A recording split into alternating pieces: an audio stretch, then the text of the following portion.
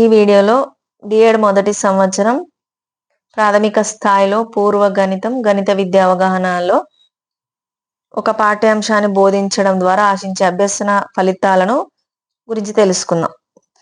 ఒక పాఠ్యాంశాన్ని బోధించడం ద్వారా ఆశించే అభ్యసన ఫలితాలను వివిధ రూపాలలో రాయవచ్చు.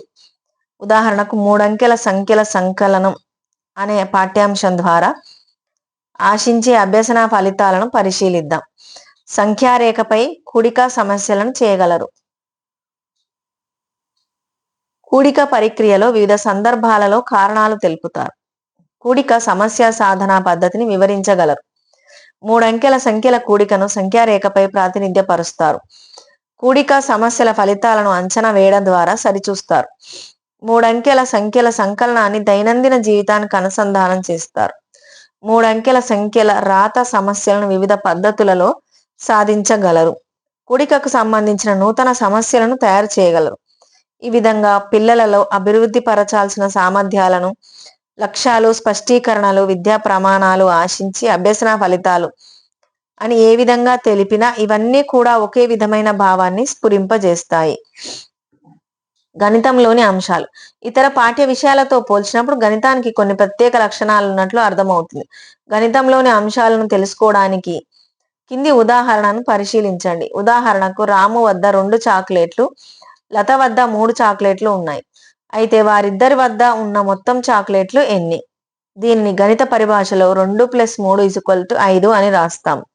అంటే 2 అనే సంఖ్యకు 3 అనే సంఖ్యను కలపగా 5 అనే సంఖ్య వస్తుంది. దీనిని ఇంకా అర్థవంతంగా చెప్పాలంటే 2 వస్తువులున్న సమూహానికి 3 వస్తువులున్న సమూహాన్ని కలిపితే 5 వస్తువులున్న సమూహం ఏర్పడుతుంది అని చెప్పవచ్చు. ఇక్కడ వస్తువులు అంటే పెన్నులు, పెన్సిళ్ళు, పుస్తకాలు, పండ్లు, గింజలు, పుల్లలు, గోళీలు, రాళ్ళు, ఆకులు ఇలా ఏవైనా కావచ్చు. లేదా మనుషులు, జంతువులు మొదలైన జీవరాశులు కూడా కావచ్చు.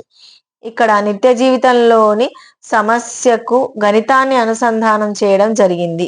మూర్త వస్తువులను సంఖ్యలతో ప్రాతినిధ్యపరచడం జరిగింది. 2 సంఖ్యలను సంకలనం చేసి మొత్తాన్ని లెక్కించి చెప్పడం జరిగింది. సంకలనం అనే గణిత భావనను ప్లస్ గుర్తుతో, సమానం అనే దానిని ఈక్వల్ అనే గుర్తుతో సూచించడం జరిగింది. చివరగా గణిత పరిభాషలో 2 + 3 = 5 అని వ్యక్తపరచడం కూడా జరిగింది. కాబట్టి పై ఉదాహరణ ద్వారా గణితంలో ఉండే అంశాలు కింది విధంగా ఉంటాయని అర్థమవుతుంది. భావనలు ఉదాహరణకు సంకలనం, ప్రక్రియలు ఉదాహరణకు సమస్యను సాధించడం, అనుసంధానం చేయడం, ప్రాతినిధ్యపరచడం, వ్యక్తపరచడం. సంకేతాలు లేదా గుర్తులు గణిత పరిభాష ఉదాహరణకు ప్లస్, కామా, కామా, 2 + 3 = 5.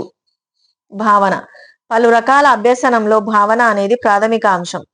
ఇది ఒక తరగతికి చెందిన వస్తువులు లేదా పరిస్థితులు లేదా సంఘటనలు లేదా ఆలోచనలో ఉండే సామాన్య లక్షణానికి సంబంధించింది. మరొక విధంగా చెప్పాలంటే సామాన్య లక్షణాలు కలిగిన ఒక ఉద్దీపన తరగతిని భావన అని అంటాం. ఉద్దీపన అనేది ఒక తరగతికి చెందిన వస్తువులు, సంఘటనలు, వ్యక్తులు, గుణగణాలు, ఆలోచనలు ఇలా ఏవైనా కావచ్చు. ఉదాహరణకు భిన్నము, వృత్తము, కిరణము, సరళ రేఖలు మొదలైనవి. భావన రకాలు భావనలు ఒక వస్తువుపై లేదా సంఘటనపై ఎన్ని రకాలుగా ఉద్దీపనలు ప్రభావితం చేస్తాయో దాని ఆధారంగా భావనలను వర్గీకరిస్తారు. సరళ భావనలు ఏకైక ఉద్దీపన గుణం ఉన్న వస్తువులను లేదా సంఘటనలను సరళ భావనలు అంటారు. ఉదాహరణకు 2 అనే సంఖ్యను 2 వస్తువులతో జతపరచడం, 3 అనే సంఖ్యను 3 వస్తువులతో జతపరచడం. ఇలా సంఖ్యలకు సంబంధించి భావనలు ఏర్పడతాయి. ఉదాహరణకు 3 భుజాలు కలిగిన సంవృత పటం త్రిభుజం. సంక్లిష్ట భావనలు ఒకేసారి 1 కంటే ఎక్కువ ఉద్దీపన గుణాలు కలిగిన వాటిని సంక్లిష్ట భావనలు అంటారు. ఇలాంటి భావనలను ఈ కింది విధంగా వర్గీకరించడం జరిగింది. సంయోజక భావనలు, వియోజక భావనలు, సంబంధిత భావనలు. సంయోజక భావనలు వీటిలో లక్షణాలు సంయుక్తంగా ఉంటాయి. ఉదాహరణకు అర్ధ కిలో భావనలు 2 లక్షణాలను గమనిస్తాం. అర్ధ సగం అంటే భిన్నం, కిలో అంటే బరువుకి ప్రమాణం. ఈ 2 లక్షణాలు సంయుక్తంగా ఆ ఆకారంపై ప్రతిబింబిస్తున్నాయి. ఇలా 1 కంటే ఎక్కువ ఉద్దీపనలు సంయుక్తంగా ఒక వస్తువుపై గాని లేదా సంఘటనపై గాని ప్రతిబింబిస్తే అది సంయోజక భావన అవుతుంది. మరొక వీడియోలో మళ్ళీ కలుసుకుందాం.